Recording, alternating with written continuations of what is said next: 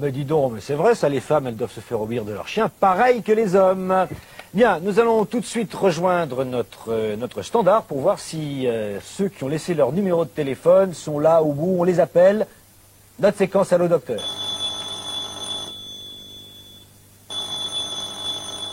Allô, bonjour. Allô? Oui. Bonjour docteur. Oui. Madame Carcimon de Grenoble. Oui, bonjour madame. Monsieur, c'est mon teckel de 6 ans qui me pose problème. Il a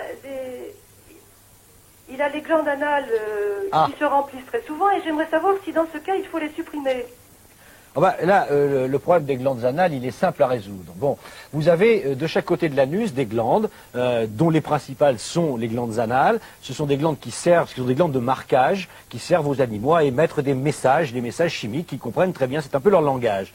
Ces glandes, en temps normal, se vident naturellement au moment des selles.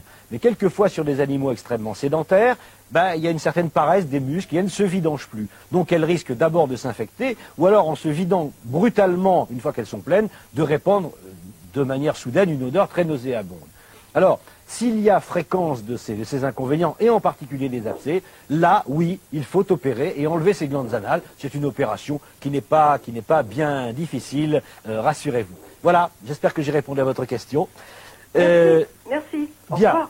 Comme vous l'avez remarqué, je suis resté parmi mes amis parce que maintenant nous allons un peu détailler ce chien. Alors on va commencer, si vous le voulez bien, par le Lhasa. Alors qu'est-ce que j'ai là? J'ai plein de poils, c'est un Lhasa, hein, ça, que j'ai là. Exactement, oui, oui. Voilà, bon. Alors vous allez nous le décrire. D'abord, la tête est là-bas, hein, c'est bien ce que je crois. Oui, alors, pour le Lhasa Shih Tzu, on pourrait déjà prendre une comparaison d'architecture. Oui. Il y en a un qui serait roman, Ouais. c'est-à-dire avec une arcade assez arrangée, et l'autre plutôt gothique. Gothique. Si on voulait prendre D'accord. pour la totalité du corps. Bien. Maintenant, évidemment, sur le faciès... Alors c'est un chien très de quelle taille? Ça doit peser combien, un Lhasa? différent. Bon, alors là, les personnes spécialisées vous diront pour... En tout cas, la taille, c'est 22-27. 22. Et le Lhasa, comme le Shih Tzu, pour être confirmable, doit faire entre 22 et 27 cm. Donc c'est un chien, Voilà. c'est un chien vraiment de compagnie. On peut Le poids, il est variable, mais ce qu'il y a, c'est que par rapport au volume que nous voyons, on devrait être surpris quand on le prend, Quand on le prend, de sa densité. De sa c'est ça. densité. Alors le pelage maintenant, le pelage long bien sûr, hein, Oui. et un pelage... Et le pelage de texture de chèvre. Alors ce que je voudrais qu'on fasse, oui, c'est qu'on mette un Shih Tzu juste à côté, j'espère qu'ils vont pas se battre et qu'ils vont s'entendre. Car je vais me lever pour les tenir. Pour faire la Voilà. comparaison. Je voudrais qu'on compare les têtes de ces deux chiens, bien sûr, car on pourrait peut-être quelquefois les confondre. Alors expliquez-nous, voilà, je suis sur la tête du Lhasa, là, hein. Oui. Alors cette tête de Lhasa, elle est moins... Elle est plus arrondie. elle est plus arrondie. Le poil disposé de la même manière. C'est-à-dire qu'il y a aussi des questions de toilettage. On fait toujours un petit Petit toupet. comme ça pour le Shih Tzu qu'on ne fait pas pour le Le Shih Tzu Lhasa. a l'air plus écrasé quand même, non? Et oui, Hein? comme il est sino-tibétain, donc il a le faciès sans être pékinois, mais qui se rapproche plus du pékinois. Très bien. Alors également dans la morphologie donc du Shih Tzu, on va le mettre tout de suite devant la caméra. On voit qu'on a un petit bout de queue qui se redresse là. Et celui-là, il n'y a pas. Ah non, Hein? ça c'est une question d'avoir un peu peur ou de... Ah avoir un peu bon, peur. parce que je croyais qu'il y avait une différence au niveau de la queue. Regardez comme ils sont Autrement, mignons. d'ailleurs, elle doit être chez les Shih Tzu soulevée, et on appelait ça en anse de théière, ce qui veut tout dire. On en est- Et, oui, parce qu'elle ne doit pas être couchée sur le dos. Bien.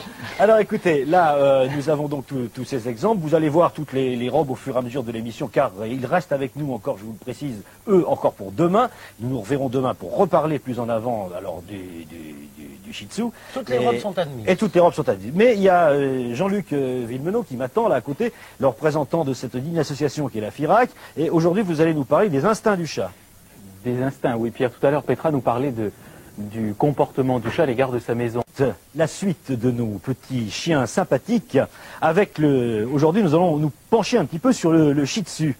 Alors le Shih Tzu, je crois que c'est Madame Jacqueline Bernard qui va nous en parler un petit peu. Avec plaisir. Alors est-ce qu'on pourrait parler de la morphologie de ce chien? Parce que j'ai l'impression d'abord qu'il est différent du Lhasa quand même, malgré tout, bien qu'un œil non averti puisse s'y tromper, mais il y a des différences. Oui, là, Alors. surtout au niveau de la tête. La tête, au niveau du nez, le nez du Shih Tzu est beaucoup plus court, beaucoup plus chinois, si on peut dire. Le regard n'est pas exactement le même, bien que le Lhasa, on ne voit pas avec sa fourrure sur les yeux. Le Shih Tzu doit avoir un œil rond, mais pas exorbité. Il doit avoir une tête très ronde, comme une pomme. Le corps du Shih Tzu est à peu près identique au Lhasa, suivant les tailles. Vous avez des Shih Tzu plus gros, des Shih Tzu plus petits, et surtout des origines différentes. Parce que le Shih Tzu américain est quand même beaucoup plus court, beaucoup plus... On n'a pas parlé suffisamment hier des couleurs, et on nous le reproche. Toute couleur admise, tout est ça veut dire admis chez quoi? la- Ça veut dire Oui. qu'on peut avoir un chien tacheté, moucheté? Non, quand pas. même. Avec, enfin, à l'origine, on préférait le chien avec le collier blanc, du blanc au top, au bout de la queue.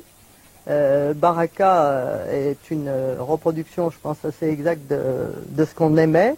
Mais maintenant, on voit des Shih Tzu unicolores masqués de noir. Ça, c'est une question de goût. Alors toujours comme chez le Lhasa, ce poil absolument somptueux Oui.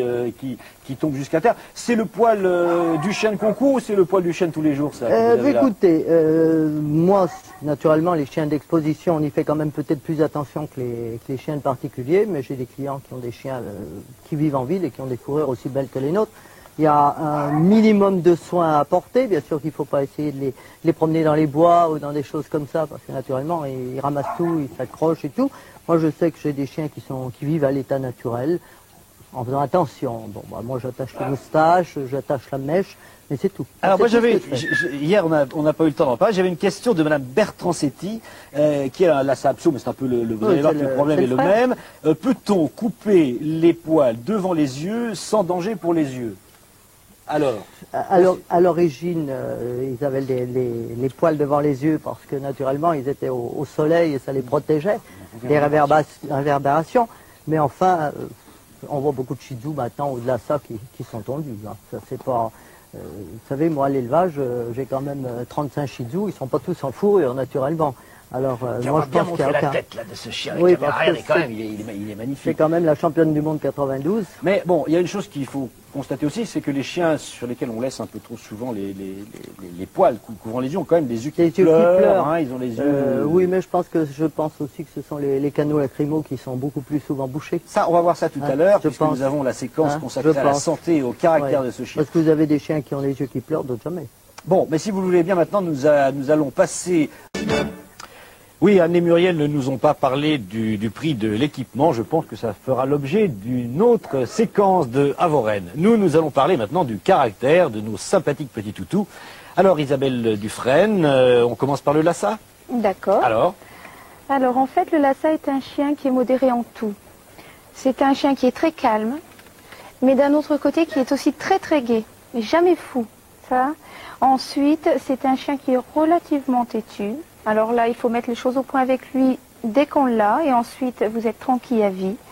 Il a une mémoire d'éléphant. Il n'a pourtant pas de trompe. ouais. Ça c'est terrible parce que c'est... Est-ce qu'il Pour est les- jaloux? Disons que oui, il aime son maître d'un amour exclusif. Mais sa jalousie ne se manifeste pas par des grognements ou... C'est un chien qui n'est absolument pas agressif. Jamais un geste d'agression quel qu'il soit. Pas névrotique, rien du tout. C'est un chien... Bon, je sais pas, par exemple, la vie à plusieurs chiens, comme ça doit vous arriver, vous Oui. éleveuse, dans le même lieu, est-ce que ça le perturbe ou est-ce qu'il s'habitue? Est-ce qu'il prend ses marques? Oui, non, ça n'est pas un chien à problème. En fait, il s'habitue à tout. Hein. Maintenant, quant à avoir des problèmes psychologiques, c'est un chien qui... On parle toujours du mimétisme entre le maître et le chien. Et en fait, le Lhasa Apso, c'est poussé à l'extrême. C'est le portrait de son maître, c'est le sosie de son maître. Ah. C'est-à-dire que pour les personnes dépressives, il arrive que leur chien soit aussi dépressif. On va chez le psychologue pour la maîtresse et pour le chien. Et pour le chien, très bien.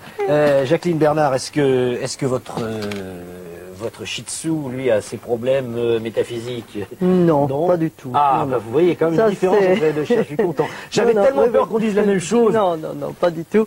C'est un petit chien très gai, très joueur, très fidèle à son maître, mais beaucoup, je pense, beaucoup plus décontracté, beaucoup plus... tout en étant très attaché à sa famille. Si un jour on a un problème, on peut se permettre de le faire adopter par quelqu'un d'autre s'il tombe dans une bonne maison. Et pour ça, il n'en mourra pas de chagrin. Et, je pense qu'il y a quand même une grosse différence avec le caractère du Lhasa. Pour employer un langage moderne, c'est un chien cool. Oui, Voilà. oui. Bon, Oui. on a- Je pense beaucoup plus. Bien. Beaucoup plus. Alors maintenant, on va parler un peu de la santé, parce que ça intéresse quand même tous les gens qui en ont ou qui veulent en avoir. Est-ce qu'il y a des points particuliers sur lesquels on doit s'attacher sur ce chien, des choses qu'il faut regarder plus précisément, quotidiennement ou régulièrement? Moi, je pense qu'il n'y a pas de problème de santé. C'est toujours pareil, quand il y a des bonnes origines, le chien, quand il a un bon départ dans la vie, ça suit. Il faut faire attention aux yeux. Je sais que chez les Shih Tzu, c'est quand même le point faible. Oui, c'est cette fameuse obstruction des canaux Oui, lacrymaux et qui puis comme ils engendre ont des quand même écoulements de cheveux. les yeux légèrement exorbités, quelquefois on a des accidents, surtout dans un élevage où des fois des caractères sont différents, et si un coup de dent malheureux part, ça sera toujours dans C'est l'œil. l'ulcère et quelquefois Toujours. des ulcérations très Et fréquentes, et presque quelquefois, chroniques, hein, oui. avec une maladie de l'œil très Voilà. particulière qui se retrouve chez les Pékinois, chez les Shih Tzu, Ouais, chez ouais, Lhasa, ouais. qui est la kératite pigmentaire, hein, Voilà. cette opacification progressive par Mais- du noir de la cornée. Madame Dufresne, vous avez des observations sur la santé de votre Lhasa? Eh bien, écoutez, le Lhasa est un chien qui n'a véritablement pas de problème de santé. C'est un chien très robuste. La seule chose sur laquelle on puisse dire aux gens de surveiller, c'est la dentition. D'avoir une dentition bien alignée pour éviter le tartre, c'est tout. Très bien. Eh ben, vous voyez que quand même, ce sont des chiens parfaits qu'on vous a amenés là. Je crois que. Eh bien, au revoir. La prochaine fois, la suite de nos chiens du Tibet. Au revoir. Au revoir à tous.